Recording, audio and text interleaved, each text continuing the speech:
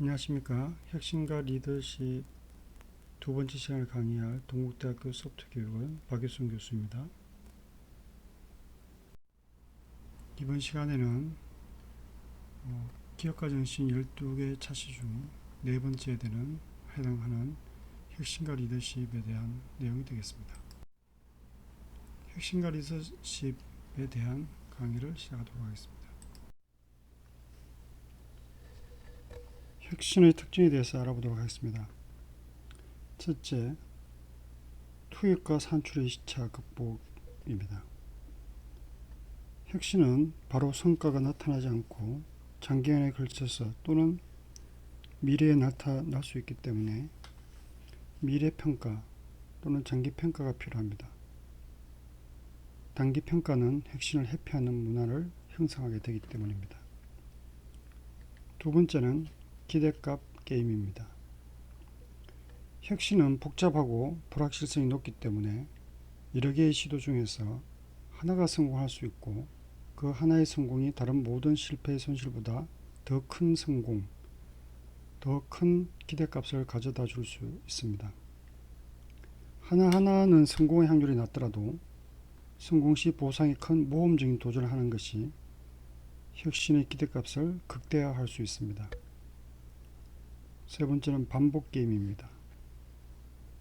혁신은 한 번의 시도로 성공하기 어렵고 계속적인 시도를 통하여 알려지지 않았던 새로운 것을 배워나가면서 최종적으로 성공할 수 있기 때문에 실패에 대한 지원이 중요합니다. 혁신은 도전을 바탕으로 실현되며 도전은 실패를 포함합니다. 실제로 미국 실리콘밸리에서 성공한 기업가는 평균 2.8회의 창업 끝에 성공했습니다. 네 번째는 부분의 실패는 필수라는 것입니다. 실패는 혁신의 운동력으로 부분의 실패를 통하여 전체가 학습하고 성공의 방식을 찾아 나가는 복잡계적인 접근이 필요합니다. 실패를 제약시하면 도전이 저하되고 실패를 회피하는 관료주의는 조직의 정체를 가져와 결국 혁신에 실패합니다. 부분의 실패를 지원하면 전체의 도전이 확대되고 도전을 장려하는 기업가 정신은 조직 전체의 성공, 혁신의 성공을 가져옵니다. 그렇다면 모든 실패를 지원해야 하는가? 그렇지는 않습니다. 최선의 노력을 한 실패에 대해서는 지원하되 경계에 대한 실패는 모럴 해저드로 엄하게 다스려야 합니다. 다섯 번째는 시장의 결합입니다. 혁신의 성공은 시장 효율이 필요하고 개방 혁신이 중요합니다. 조직이 커지게 되면 시장 효율은 높아지나 혁신 역량이 적어지게 되고 반면에 조직이 작아지면 혁신 역량은 커지나 시장 효율이 저하됩니다. 결국 혁신은 작은 조직에서 이루어지고 시장 효율은 큰 조직에서 강합니다. 따라서 작은 조직의 혁신성과 큰 조직의 시장 효율 결합이 필요합니다. 즉 와해적인 혁신은 외부에서, 점진적인 혁신은 내부에서 추구해야 합니다.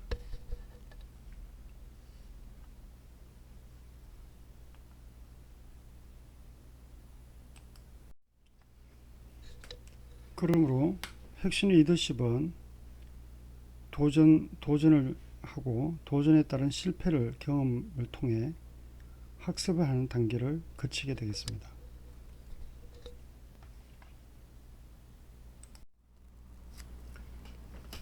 혁신의 본질적인 특성은 네 가지 패러독스를 갖게 됩니다.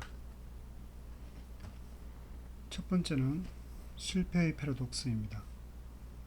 실패의 패러독스는 부분이 실패할 때 전체가 성공할 수 있고 실패는 혁신의 운동력이 됩니다. 개별 기업의 성공 확률은 낮으나 국가 전체의 성공 기대값이 큰 경제가 바로 혁신 경제입니다. 개개의 프로젝트 성공 확률은 낮으나 기업 전체의 기대값이 큰 기업이 혁신 기업이라고 할 수 있습니다.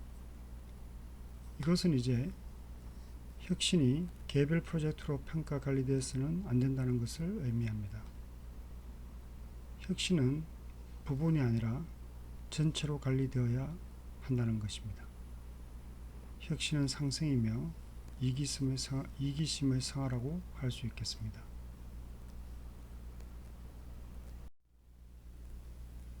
다음은 시간의 패러독스입니다. 혁신은 현재와 미래의 갈등입니다. 이를 극복하기 위한 방법이 장기평가와 혁신시장입니다. 오늘의 혁신 투자는 비용이지만 미래의 수익을 창출하게 되는 것입니다.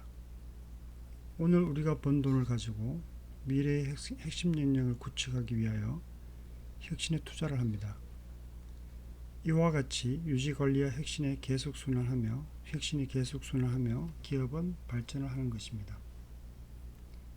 그래서 혁신을 하면 단기 성과가 나빠지고 혁신을 추구하지 않으면 미래 성과가 나빠지는 것입니다. 혁신의 성과를 평가할 수 있는 장기 평가가 필요한 것입니다. 그리고 또 하나는 미래의 평가 시장을 만드는 것입니다. 미국의 벤처 캐피탈이 미국을 벤처 산업의 메카로 만들었습니다. 벤처 캐피탈은 미완성의 혁신을 평가해 가치를 제공하는 것입니다. 미래평가 시장이 존재하면 혁신이 활성화할 수 있는 것입니다. 이런 장기평가를 대체하는 미래 혁신 시장이 대기업 내부에서는 사내 벤처 캐피탈로 등장하고 있습니다.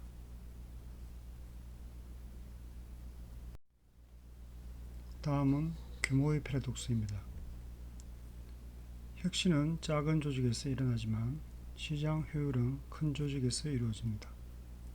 즉, 혁신과 시장은 한 조직이 할 수 있는 것이 아닙니다. 기본적으로 혁신가는 시장 효율이 없고 시장의 강자는 혁신이 취약합니다. 결국 혁신은 작은 조직에서 시장은 큰 조직에서 이루어지므로 대기업은 작은 기업은 혁신을 담당하는 것입니다. 혁신이 성공하기 위해서는 시장의 효율이 필요하고 혁신을 촉진시키기 위해서는 시장 플랫폼의 형성이 중요합니다. 시간과 공간과 인간을 분리하는 것이 오픈 이노베이션, 오픈 플랫폼, 그리고 사내 벤처가 되는 것입니다.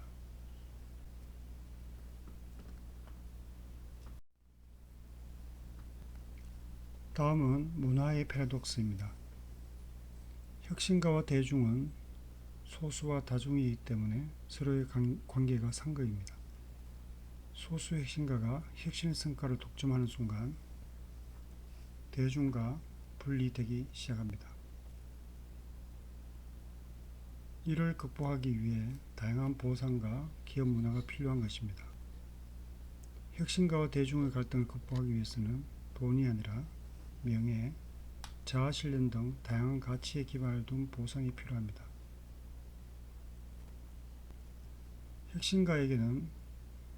대중에게는 돈을, 혁신가에게는 약간의 돈과 명예, 자아실현을 제공하는 보상체가 필요합니다. 궁극적으로 혁신의 밑바탕은 게리 하멜의 말대로 기업 문화라고 할 수 있습니다.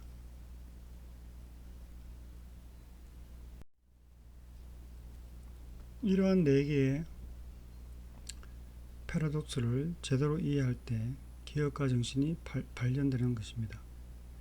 수많은 조직에서 혁신이 형식에 그치는 이유는 혁신이 본질적으로 갈등 구조라는 것을 이해하지 못한 접근 때문일 것입니다. 혁신의 본질은 갈등이며 이를 극복하는 유일한 대안은 순환이라는 개념입니다.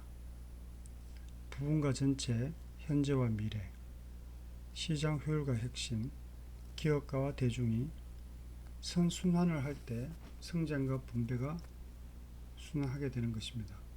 선순환 과정에서 이기심이 성화하게 됩니다. 선순환의 대안으로 실패의 패러독스를 극복하는 실패를 지원하는 학습 조직과 시간의 패러독스를 극복하는 장기평가와 혁신시장, 규모의 패러독스를 극복하는 사내 기업가와 개별 혁신, 그리고 문화의 패러독스를 극복하는 기업 문화와 생명기업을 제시합니다.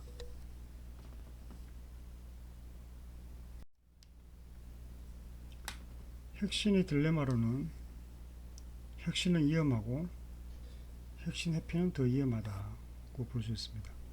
그리고 혁신에 대한 포상은 많아도 적어도 문제가 될 수 있습니다. 혁신 주도자는 성공해도 실패해도 회사를 떠난다는 거고, 혁신 성공 기업은 보수적인 조직이 된다는 것입니다. 혁신 지원 임원은 부정적 평가를 받을 수 있고, 지속적인 혁신은 언젠가는 실패한다는 딜레마가 있습니다. 혁신을 저해하는 요인들은 보시는 바와 같이 비전의 부재, 불명확한 자원 조달 방법, 리더의 폐쇄성, 단편적인 사고, 조직의 엄격함, 유연적 요소의 무시, 기존 업무와 핵심 업무의 공존, 기회보다 문제 위주의 회의 운영, 혁신과 유지관리의 평가의 불균형, 숫자 위주의 경영, 이런 요인들이 혁신을 저해한다고 볼 수 있겠습니다.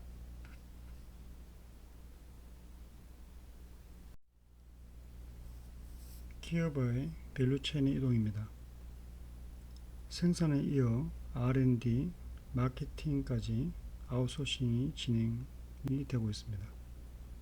이제는 차별화가 수익의 원천입니다. 창조성을 갖는 지식재산, 즉 IP가 가치를 갖는 시대가 왔습니다.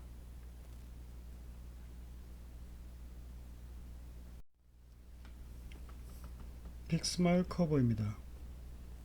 기존 경쟁력의 원천은 지식기업에 기반한 가치였습니다.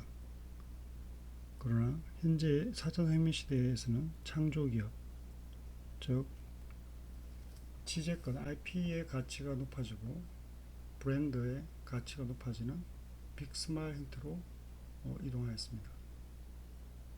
새로운 경쟁의 원천은 지재권과 브랜드의 가치라고 할 수 있겠습니다. 그럼 리더와 매니저를 비교해 봤습니다. 혁신 리더는 새로운 상황의 창조를 할 수 있고, 혁신을 지향하며 현재보다는 내일에 포커스를 맞추고 도전의식, 사람을 중시하며 보다 정신적, 그리고 리스크를 도전하며 효과를 중시하는 성격을 띠게 되겠습니다. 매니저는 효율을 강조하는 그거가 되겠죠. 상황을 최적화, 상황 유지, 지향, 현재의 포커스를 맞추고 불패의 관리, 체제와 기구를 중시하며 보다 기계적이며 리스크는 회피하고 효율을 중시하는 성격을 갖게 되겠습니다. 리더십과 관련된 수많은 책자들이 발행되었습니다. 어떻게 보면 한 분야에서 성공한 사람, 그 순간에 성공한 사람들은 본인이 성공한 케이스로 리더십이라는 걸 강조하고 있는 것입니다. 왕의 리더십이니, 서번트 리더십이니, 자신부터 배워나가라든지, 경제적인 리더십, 포용의 리더십, 감성의 리더십, 여러 가지 책자들이 많이 나와 있습니다. 리더십은 방향과 크기를 갖는 벡터라고 할 수 있겠습니다. 방향은 전략 중심 리더십으로서 수행 업무를 중심으로 업무 추진, 성과에 관심을 갖는 비전, 미션, 전략이라 할 수 있겠고, 크기는 조직 중심의 리더십이라 볼 수 있겠습니다. 인간관계의 중심, 직업 만족도에 관심을 갖는 조직, 인사, 동기부여라고 할 수 있겠습니다. 동기부여입니다. 사우스웨스트 항공의 전직 사장이자 CEO였던 콜린 바렛은 동기부여와 관련하여 이런 말을 했습니다. 돈이나 직위를 얻기 위해 일하지 마라. 나는 언제나 명분을 위해 일한다. 했습니다.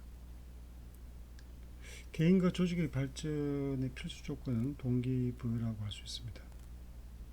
믿고 따를 분명한 이유를 제시해야 되는 것이죠. 힘으로는 마음을 움직일 수가 없습니다. 강압적이지 않은지 점검해 보는 것이 필요합니다.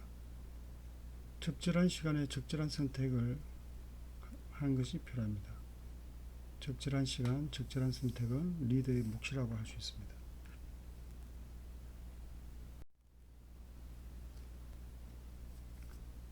모든 조직의 갈등과 발전은 인간 욕망에서 비롯된다고 할 수 있겠습니다.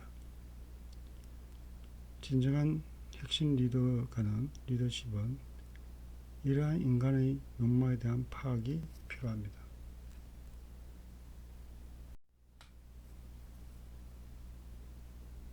창조적 리더의 기억과는 창조적 도전의 등복이 필요합니다. 창조적 리더는 문제를 발견하고 문제를 해결하고 가치를 확산시키는 역량이 필요합니다. 이러한 문제 발견을 위해서는 미래학이나 인문학에 대한 소양이 필요하고 문제 해결을 위해서는 융합기술이 필요한 것입니다. 또한 가치 확산을 위해서는 기업가 정신의 소양이 필요하다고 할 수 있겠습니다.